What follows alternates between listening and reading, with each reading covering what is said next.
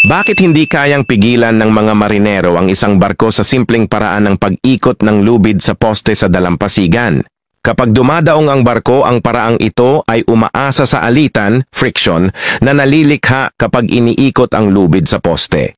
Kapag hinigpitan ng lubid, bukod sa malakas na puwersang humihila, nagkakaroon din ito ng puwersang tumutulak sa poste.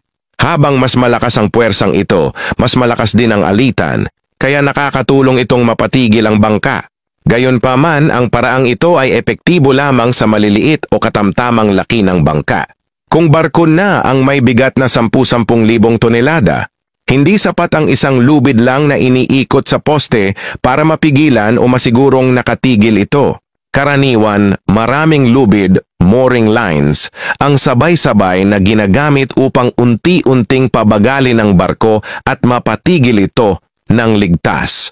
Pagkatapos may mga karagdagang lubid pa na ikinakabit sa iba't ibang bahagi ng hull ng barko upang mas mapirmi ito sa dalampasigan.